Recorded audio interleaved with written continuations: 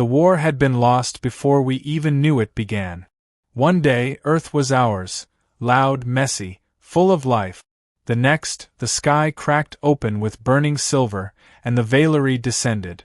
Their ships moved like creatures, alive with glowing veins and strange energy. The cities fell in days. We fought, yes, but our weapons were toys to them. Our armies? Dust in the wind. I was just a field engineer. Name's Corin. Not a soldier, not a hero. Just someone who fixed broken machines in dusty outposts. So when the Valerii took our sector, I expected to die quietly. Or maybe be forgotten in some prison cell. But fate, or something stranger, had different plans. They brought us to their camp, blindfolded and bound. The air smelled like metal and heat, like storm clouds before a downpour. I couldn't see her at first, but I heard her voice. Low, calm, beautiful in a way that didn't belong to anything human. Which one? Someone asked in their strange, clipped language. Then she said it. That one. And when the blindfold came off, I saw her. She stood tall, her skin the color of warm moonlight. Her eyes were a glowing bronze, swirling like molten ore. She wore battle armor that clung to her form like it was part of her. And her presence, God's, her presence, filled the space like thunder. This wasn't just any soldier. She was the general. They called her Talaravesh. And I had been chosen. She led me into her private quarters, quiet, sharp-edged, with walls that shimmered like oil under sunlight. It wasn't a prison. Not exactly. But I knew what I was. A trophy, a spoil of war. You are Corin, she said, her accent smooth yet alien. You belong to me now. I should have been angry. I should have fought back. But something in her tone, something in her eyes, froze the fight inside me. Not fear. It was something else. Curiosity. Hunger. And maybe loneliness? She circled me slowly, like a hunter studying strange prey. I chose you, she said. You are different. You conquered my people, I said. Why am I still alive? She tilted her head. Because death is easy. You intrigue me. Then she did something unexpected. She touched my chest. Just a light press of her palm, like feeling my heartbeat. Her hand was warm. Not cold like I imagined an alien's would be. Her touch made my skin prickle. I will not harm you, she whispered. And despite everything, I believed her. That first night, she watched me sleep from the other side of the room. I pretended not to notice, though her glowing eyes made it hard to ignore. In the days that followed, she asked me questions. About Earth, about humans, about love. She listened with that sharp gaze of hers, always quiet, always thoughtful. And then she asked, softly, almost like a secret, "Do you hate me?" I looked at her. At this woman who had crushed our armies, who had taken me like a prize. And I said, "No. I don't think I do." Her lips curved in something like a smile. The strange thing? She started treating me with care. Gentle hands. Honest eyes. She brought me food, sat with me while I ate, even laughed at my terrible joke. I didn't understand it. Why would a warrior, no, a conqueror, treat a human like this? And then one night, after weeks of being kept in her quarters, she said it plainly. "You are no longer a prisoner, Corin," she said. "You are mine. But only if you wish to stay." I should have run. I could have tried to escape. But I didn't. Because somewhere deep inside, something had shifted. Something about her pulled me in. The warmth in her voice when she said my name. The softness behind her fierce eyes. The way she looked at me, not like a possession, but like something she wanted to understand, protect, maybe even love. And so I said, "I'll stay." She stepped closer. And for the first time, she touched my face, not as a conqueror, but as a woman. "I will take care of you," she whispered. "And you will never be alone again." Days turned to weeks, and life inside Talara's quarters shifted. The fear I once held began to fade, replaced by something warmer. We shared quiet meals, conversations beneath the low humming lights, and moments where our hands brushed just long enough to mean something. She never forced me. Not once. Instead, she waited. Patient. Watchful. And every time I chose to stay, every time I answered her questions or returned her smile, her eyes would soften. That glow in them, molten bronze, started to feel like home. One evening, I noticed her looking at the stars through a transparent wall. Her back was turned, but something about her posture looked tired. Heavy. I approached carefully. You don't sleep much, do you? She didn't turn around. Sleep is for those who feel safe. You're a war hero, I said. People probably call you a goddess. Let them. Her voice was quiet. But victory has a price. I stood beside her, looking out at a sky filled with unfamiliar constellations. She was close enough to touch, but I didn't reach for her. They told me not to feel, she continued. Told me emotion was weakness. I believed them. Until I met you. My heart beat faster at her words. Talara, I said her name softly. This time, she looked at me. Not like a general. Not even like an alien. But like a woman with a secret she didn't know how to say. Then she stepped forward and touched my hand. I let her. And when her fingers laced through mine, it felt like something ancient had shifted. I dream of you, she said. Even when I am awake. That night, I didn't sleep in the far corner. I slept in her arms. Her armor was gone, revealing smooth skin that shimmered faintly with her natural glow. She held me like I was a fragile thing, cradled close, warm and safe. Her breathing was steady, her chest rising against my back. She whispered in her language as I drifted off, words I couldn't understand but somehow felt. In the silence between stars, I realized I had fallen for her. The next morning, everything changed. A commotion outside pulled her from our bed. She dressed quickly, her warrior side returning in seconds. I sat up, watching her fasten her dark metallic gear, her face sharp again. I must go to the command tower, she said, her voice clipped. There's unrest. I stood. Is it about Earth? Her jaw tightened. Some wish to burn it. To erase all signs of resistance. I have stopped them. For now.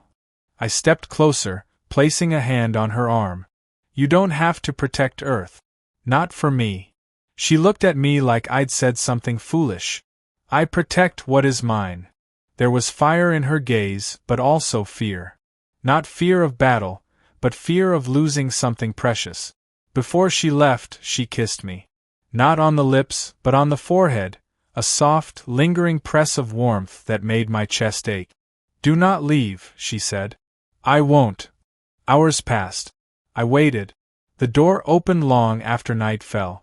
Talara stepped in, weary and silent. She looked different, tired in her bones.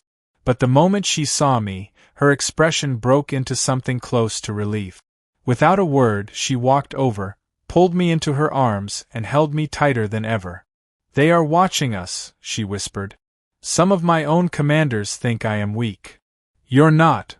I know, she said. But love was never part of their plan. That was the first time she used the word, love. I didn't answer with words. I kissed her instead. Not a careful touch, not a hesitant gesture. A real kiss. She responded with a hunger I didn't expect, one hand gripping my back, the other tangled in my hair. Her breath was warm, her body trembling slightly against mine. We made love that night. Not rushed. Not desperate. But slow. Deep. Like we were trying to memorize each other's skin. Later, as we lay tangled in soft, alien sheets, she whispered, "There is something you should know." I looked at her, heart still racing. What is it? She placed a hand over her belly, her glowing eyes meeting mine. Our kind can bond, she said. If the heart opens, if the body welcomes, there may be life. My eyes widened. You mean? I feel it, she whispered. Already. A spark. A beginning. The room spun. My breath caught in my throat. She was carrying my child. An alien general. My captor. My lover. And now the mother of our unborn child. The next morning, I couldn't stop looking at her. Talara stood near the window, her hands resting gently on her stomach. She didn't say much. Just stared at the strange sky beyond the veil of glass, her expression unreadable. I slowly approached and placed my hand over hers. "It's really happening," I said softly. She nodded. "Yes." For a moment neither of us spoke. There were too many questions spinning in my mind. Was it possible for a human and a Valerie to create life? Would her people accept this? Would mine? Was the child going to be like her? Like me? Both? Neither? But all I could say was, "Are you scared?" She turned to me, and for the first time, I saw it, raw vulnerability in her glowing eyes. Yes. That word hit harder than any weapon. She was a general, a warrior feared across systems. She'd brought worlds to their knees. But now, she was just a woman carrying something precious. Our child. I gently pulled her into my arms. She leaned into me, resting her forehead against mine. "You don't have to be alone in this," I whispered. "We'll figure it out. Together." She closed her eyes. Together. That same day, the mood in the Valerie compound shifted. Whispers followed Talero wherever she went. Her own officers stared longer than usual, their faces tight with quiet judgment. She tried to hide it from me, but I noticed the way her fingers curled into fists when she returned from the war hall. I saw how her lips stayed pressed in a thin, tense line. "They know, don't they?" I asked as we shared a silent meal. "Yes," she replied. "They sensed it. My body changes quickly. Too quickly for them to ignore." I reached across the table, taking her hand. "And what happens now? They want me to leave you. To terminate the bond. They say I've grown weak. Will they try to take you away from me?" "No," she said, squeezing my hand. "They wouldn't dare. But they might take something else."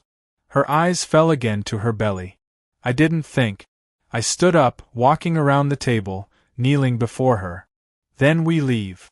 She blinked. "What?" "We go. We find a place. Somewhere safe.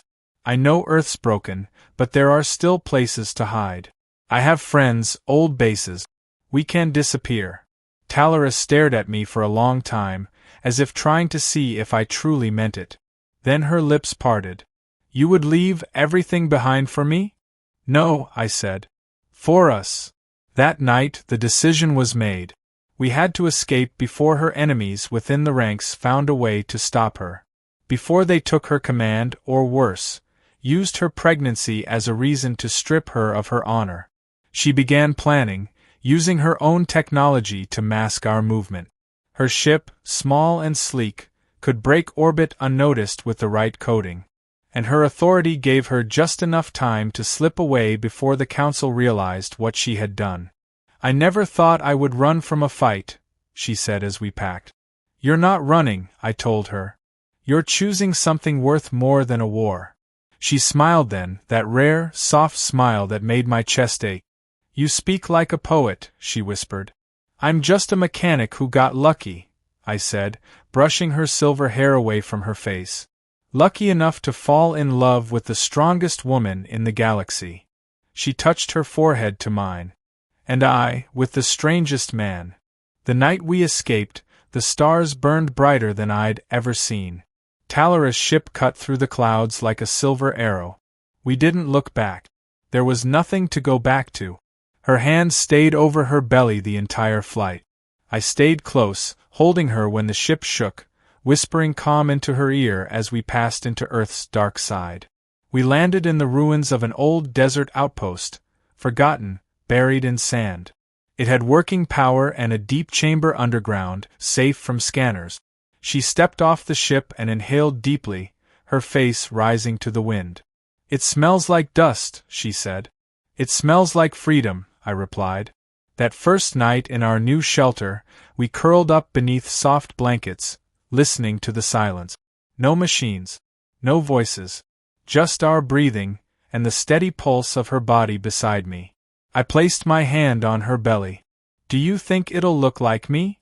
She laughed softly. "May the stars protect us if so." I poked her side and she grinned, a real, unguarded grin. "We'll make it work," I whispered. I'll protect you both. No matter what comes. She pulled me closer, wrapping her arms around me. You are mine, Corin. But more than that, I am yours too. And in the quiet of the bunker, with the stars hidden behind stone and steel, we made a silent promise. No matter what the galaxy tried to take from us, we wouldn't let go of each other. The bunker became our world. Talara adjusted faster than I thought she would. For someone who had lived her entire life under the weight of military duty, she moved with surprising grace in the quiet stillness of our hideaway. She walked barefoot on the cool metal floors, her hair tied loosely behind her, her hands often cradling her growing belly. I repaired what systems I could. Power. Water.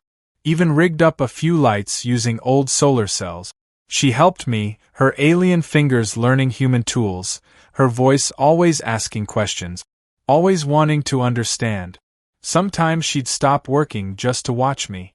You're very careful, she said once, studying me as I reconnected some wiring. Like you want everything to live. I do, I replied. I've seen enough things die. She knelt beside me and placed her hand over mine. Then maybe that's why we fit. That sentence stayed in my head for days. Her body changed quickly. The child grew fast, faster than any human pregnancy. I noticed it in her movements first. How she paused before standing, how she shifted when lying down. Then came the glow, her skin shimmering with faint pulses of light. She said it was a Valerie sign of deep connection. Our bodies respond to love, she explained. When we carry life born of it, we shine. I watched her belly glow beneath the thin fabric of her tunic, and something warm filled my chest. I reached out and placed my hand there, feeling a faint flutter beneath my palm. It kicked. We both froze. Then she smiled, her eyes glowing brighter than ever before. He feels you, she whispered. He. I blinked. It's a boy. Maybe, she chuckled. Or maybe I'm just guessing. I laughed too, and in that moment, we weren't human and Valerie. We were just parents. But peace never lasts forever. Late one night, while Talara slept curled against me, a noise woke me, faint static from the old comms system I'd left disabled. I got up quietly, padding through the dim corridors. The screen flickered. A signal. A coded one. It wasn't human. I decoded what little I could. Asset missing. Location likely Earth surface. Retrieval in motion. I stood there, heart pounding. They were coming. I didn't tell her right away. I watched her sleep the next morning, her hand resting protectively over her belly, her face soft in the pale light. How could I ruin this? But I had to. Talara, I said gently, brushing hair from her cheek. They know. She opened her eyes slowly. Who? Your people. They sent a retrieval signal. They think we're still here. Her breath caught. Her body stiffened. They won't ask nicely, she said. If they come, they'll take me. The child. Maybe kill you. Then we stop them, I said. She looked at me. You would fight my people? I'd fight the stars themselves if they tried to take you from me. We began preparing that day. The bunker had hidden defenses, old pulse cannons, sensor blockers, even a cloaking generator. I worked with her, side by side, turning this forgotten place into a fortress. But her body was slower now. She moved with care, her energy divided. You shouldn't push yourself, I told her. I must, she insisted. For our son. I wrapped my arms around her from behind, holding her close. For him, I whispered, and for you. That night we shared something quieter than passion, deeper than words. We lay under the blanket, hands interlaced on her stomach, the tiny kicks soft like fluttering wings. She looked at me, her voice barely a breath. If they take me, she said, promise me something. No, I said immediately. They won't. But if they do, she insisted, don't follow. Protect the child. Hide.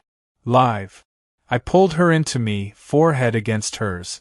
There's no life without you. Her lips found mine, slow, aching, full of everything she couldn't say. We kissed like we were trying to remember it forever. like it could shield us from the storm coming fast. The next day, the sky cracked open again. Not with fire and invasion, just one sleek, obsidian ship slicing down through the clouds like a silent blade. "They've found us," she said, standing at the window, glowing faintly. "We're ready," I replied, heart-pounding. She turned to me. "Stay near the lower chamber. If I give the word, we stay together," I said firmly. Her fingers trembled as they laced into mine. "Then let's end this together." And as the ship touched down, casting long shadows over the sand-covered ruins, I knew one thing for certain. They weren't just coming for her. They were coming for us. The air was still as we waited, pressed against the bunker wall near the entrance. Talara's hand clutched mine tightly, her body glowing more intensely now, silver veins of light running down her arms, across her belly. "They'll send envoys first," she whispered. "To talk. Pretend diplomacy. But their true goal is removal. They see our bond as a defect, and our child as an abomination." I didn't speak. I couldn't. I was watching the motion sensors. 2 life signs. Approaching fast. The outer doors hissed open. Talara stepped forward before I could stop her. She stood tall, proud, despite the curve of her stomach and the weight it placed on her every movement. A tall male Valeri entered, armored from shoulders to boots, his face sharp with disapproval. Behind him, a smaller figure, female, eyes darting, anxious. "General Talara," the male spoke coldly. "You were ordered to report to the Central Fleet. You have defied command." Talara didn't flinch. "I made a choice." "You abandoned your people for a human," he spat. "And now you've mated with him?" "I loved him," she said, voice clear. "He is mine, and I am his." The female behind him gasped quietly. The male took a threatening step forward. "You have one last chance to obey. Come with us. End this disgrace before it spreads." Talara lifted her chin. "No." He narrowed his eyes. "Then we will take you by force." That's when I stepped beside her, pulse rifle in hand. "You'll have to go through me." His eyes landed on me, and something flickered there. Disgust. Fury. Maybe fear. "So be it," he growled. The next few minutes blurred into motion. The envoy lunged. But he didn't expect Talara to move like that. Fast, graceful even with child. Her energy blade activated in a flash of crackling blue. She intercepted him mid-strike, deflecting his blow, spinning him off balance. I fired, hitting the floor near his feet. Just a warning shot. The female envoy shrieked and stumbled backward, pressing against the wall. "Stand down!" I yelled. The male straightened, breathing heavily. He looked at Talara, then me, then the glowing swell of her stomach. "You would defend this freak child?" he barked. Talara moved like lightning. She slammed her fist into his chest, sending him crashing into the wall. "He is not a freak," she growled. "He is ours. A symbol of something greater than war. Greater than your narrow pride."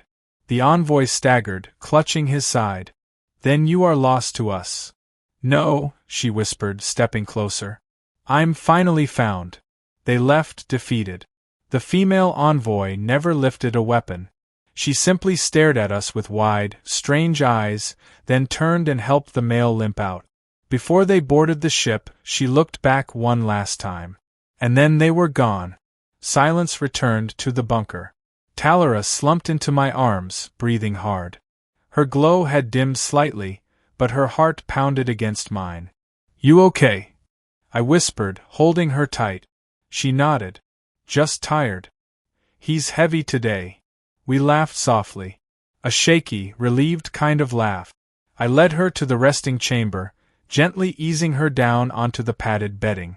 She closed her eyes, sighing. "He kicked during the fight. I think he wanted to help." She smiled. "Just like his father."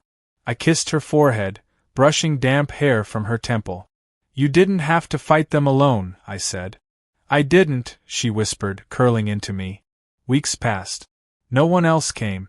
We built a home from what was once just a bunker.